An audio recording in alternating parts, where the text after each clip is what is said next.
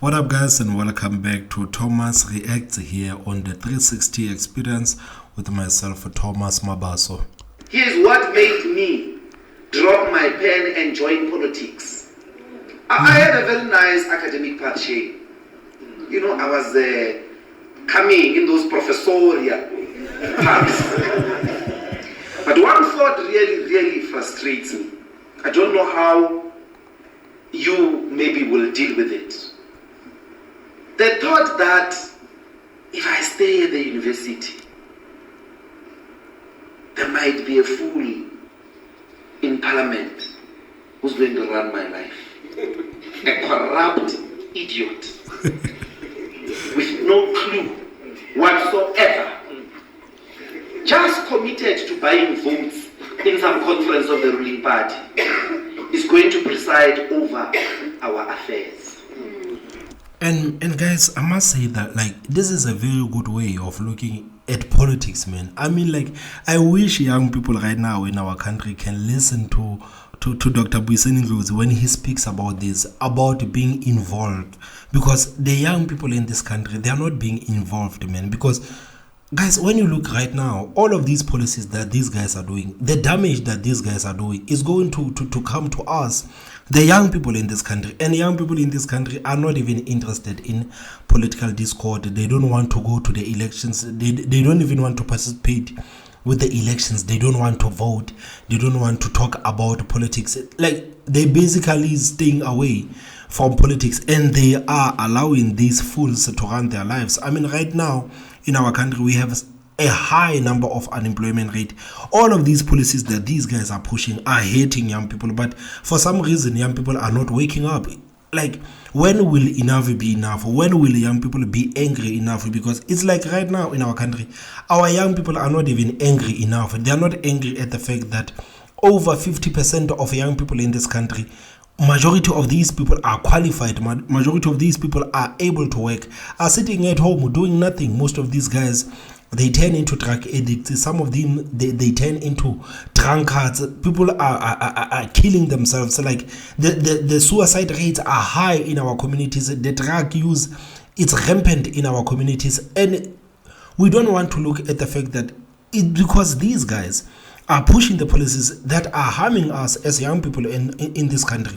So, to me, it makes no sense why young people in this country are not joining politics, because these guys in the government, they talk about Vision 2030. No, not even Vision 2030. They talk about Vision 2050, 2060. They know they will not be there during that Vision 2060. The young people in this country will be there. Right now, our country is collapsing right in front of us. We are looking at our country collapsing right in front of us. The country that young people in this country, the country that we as young people are going to inherit, we don't want to do anything about that. We are okay with the fact that these guys are not doing anything. Our infrastructure is falling. People are not working. The crime is rampant. Suicide rate is rampant. Depression is rampant. Our healthcare is a mess. Our education system is a shame.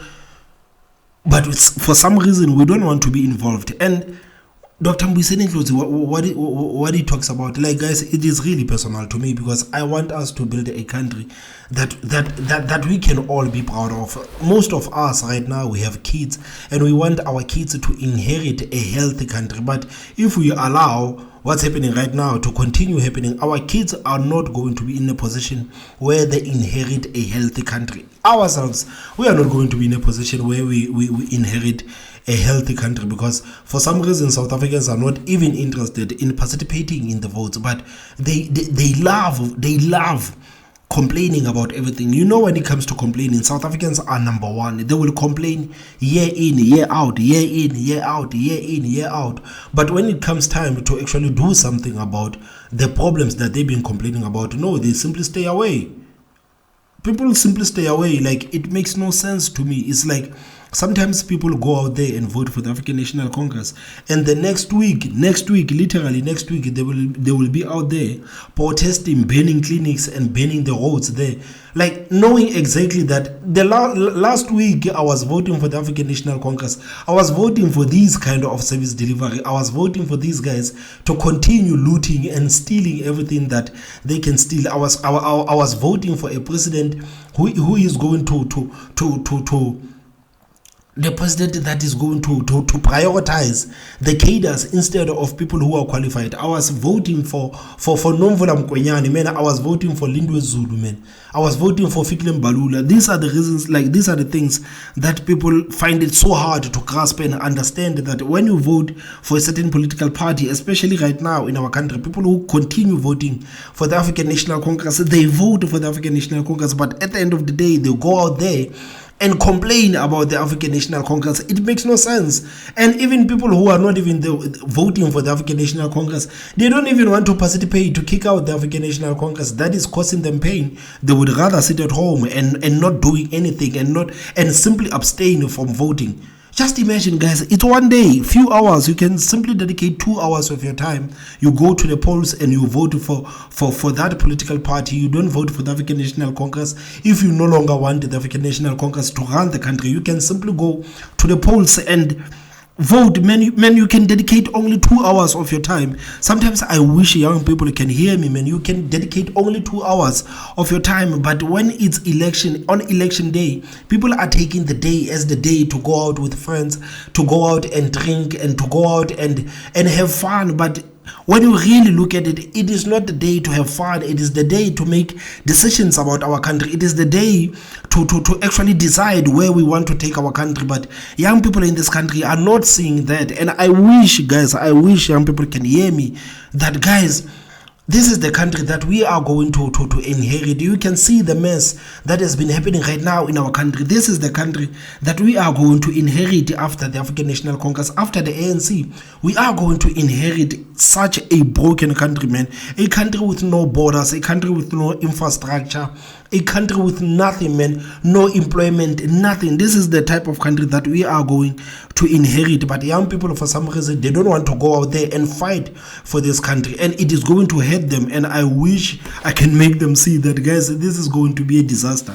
Coming 20 years, 15 years, it is going to be a disaster for us. So I really applaud Dr. Ndlozi for actually taking a stand and doing something about it. And I applaud each and everyone who participate in a political discord. I know that people don't agree. People often disagree. And disagreement is healthy, guys. It is okay to disagree. I don't feel offended when I see some comments, people disagreeing with me. I don't feel offended. I feel like it is okay to disagree. What is important is the fact that you are engaged. That is what is important. So if you are engaged in a political discord, I would also like to thank you, guys. You are doing such an amazing job, because this is our country, guys. If we don't stand up and do something, we are going to allow the fools to do as they please. And it's already too late. We have already allowed the fools to do as they please in our country. But it is us, we can say no more of this nonsense. We cannot take it anymore. It is us who can say this, and without the help of young people, I don't see us achieving this goal that people keep talking about. Without the help of young people going out there to the polls and vote, I don't see how South Africa is going to get rid of the ANC. I don't see how South Africa is going to get over this speed hump. So, guys, if you know people who haven't voted, please try to make sure that you get in touch with those people and make sure that these people, they go out there and vote. You don't necessarily have to tell them which political party to vote for, but please, guys, it is our job too. It is not only the job of political parties it is not only the job of the political parties to encourage people to go to the polls. If you are interested in our democracy, if you are interested in anything that is happening in South Africa, it is your job too to encourage people to go to the polls and vote and make our voices heard. Guys, we can say enough is enough, but it's like we are not there yet. South Africans are not angry enough. We are not angry enough. We are not poor enough. The petrol prices are not high enough. The food prices are not high enough, because right now, everything is all chilled in South Africa. Everything is running as normal in South Africa. But you can see, if you can read between the lines, you can see that South Africa is a ticking time bomb. South Africa is a ticking time bomb, and so many things are happening all at once. People are mad at the fact that their neighborhoods are being flooded with illegal immigrants, and these illegal immigrants are selling the drugs. And these illegal immigrants, guys, we must make it a point that people understand that these illegal immigrants who are committing the crime in South Africa are doing these things with the help of born South African criminals. South African criminals are helping these guys to do everything. So people are always complaining that we have a lot of illegal immigrants within our neighborhoods. These guys are selling the drugs. We have these guys who come from the Bangladeshis, who come from Somalia. Most of these guys are selling fake foods. Guys, children are dying right here. And at the same time, there is no border security. At the same time, our healthcare system is a mess. Our children cannot even read or write. They talk about 30%, but our children cannot even read or write. What's the point of sending your children to school if they're going to come back after grade 7 and your child can't even read or write? That is the problem right now that has been faced by a lot of South Africans. I mean, guys, right now South Africa, it's a ticking time bomb. You can, I don't know whether South Africans are not angry enough. I feel like South Africans are not angry enough, man. I feel like I feel like it hasn't sunk in to us that, guys, our country is going in a bad direction because everyone is doing as they please, man. Man, you look at our youth and you look at the youth of 1976, man, these guys were literally fighting for their lives. They were fighting for their rights and everything. But today, it's fine. Everything is fine. 60% unemployment rate, everything is fine. Young people are not even out there. I've never even seen a one protest of young people. Man, I thought by now we would have seen a major protest of young people saying, guys, enough is enough. We are not working. We are qualified. We owe universities thousands and thousands of rands, but we are sitting at home doing nothing. We are turning into drug addicts. Man, our government is being run by 70-year-olds. You can't tell these people nothing. You can't tell these people nothing. The Minister of Youth in this country is Nkosazana Dlamini Zuma. Nkosazana Dlamini Zuma is 74 years old. That's what the ANC, the ANC believes that the young people of this country, they deserve Nkosazana Dlamini Zuma as the Minister of Youth. Man, what is it that Nkosazana Dlamini Zuma can tell young people in this country about artificial intelligence? What it is that Nkosazana Dlamini Zuma can tell young people in this country about metaverse? What is it that she can tell about all the technological advances that are being made throughout the world? But for some reason, she's a Minister of Youth, but there is nothing. I don't hear any outrage. I haven't seen anything. So South Africa, guys, is going to a bad direction, and it is a ticking time bomb.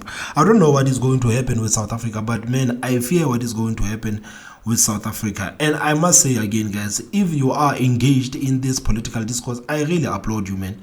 I really applaud you. Whether you simply comment or whether you make videos or whether maybe you have these conversations with your family members, guys, or with your friends, it is a good thing for us to be engaged, and it is also a good thing for us to disagree.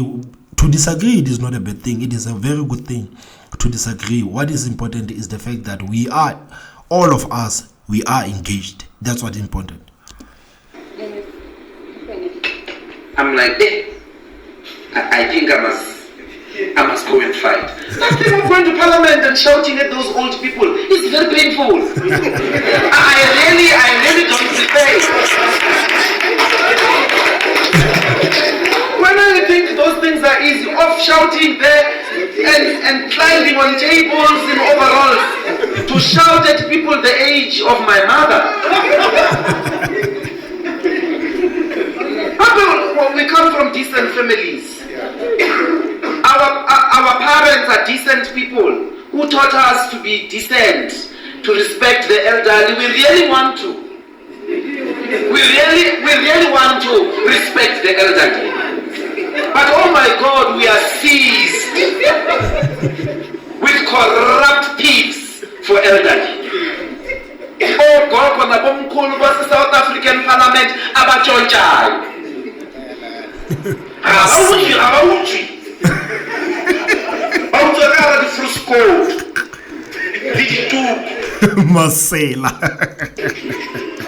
That thing we are doing there is not nice, but we are tortured by the fear.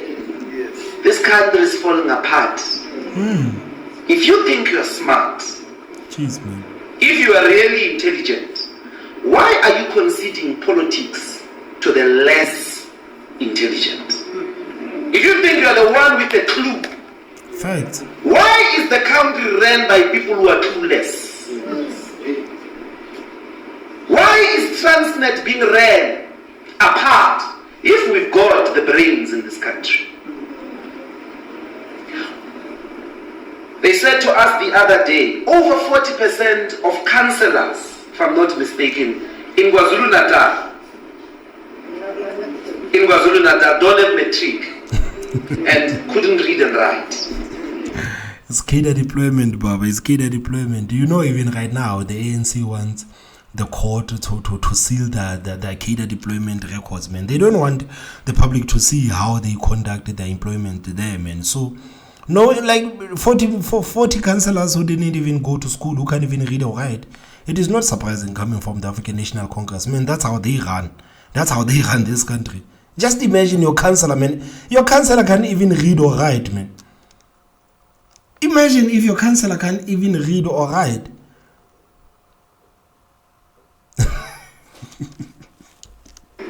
These are people who are presiding over billions and billions of budgets. Presiding over your lives, over your affairs. If we are really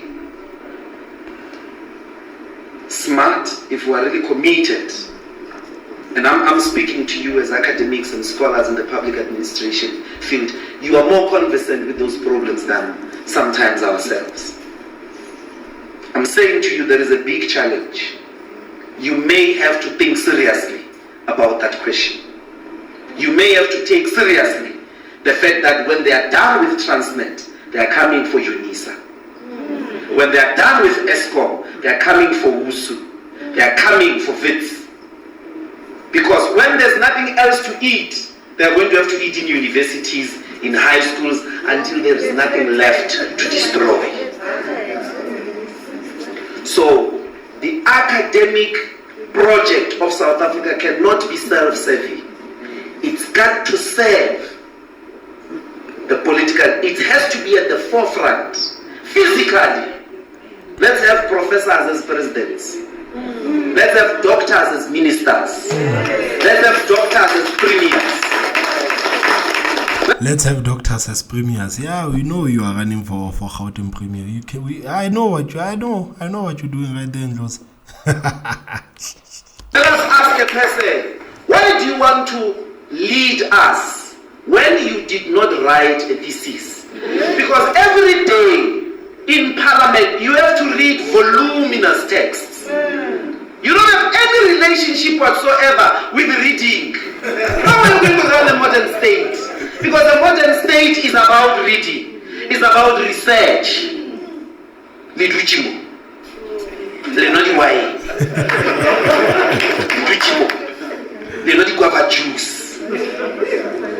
The country is falling apart. Thank you very much. The country is falling apart, guys. The country is falling apart. Seems like South Africans are not angry enough, man. South Africans are not angry enough. No matter what we do, we can shout however we want. The South Africans are not angry enough about what's been happening in our country. So, guys, please tell me what you think about this piece of speech. I didn't want to play the whole thing. I just found the last part a bit interesting. Please tell me what you think about this speech. Please tell me what you think on the comment section. Don't forget to hit that like button. And the most important part, guys, please subscribe. And my name is Thomas Mabaso. And I will see you next time. Bye-bye.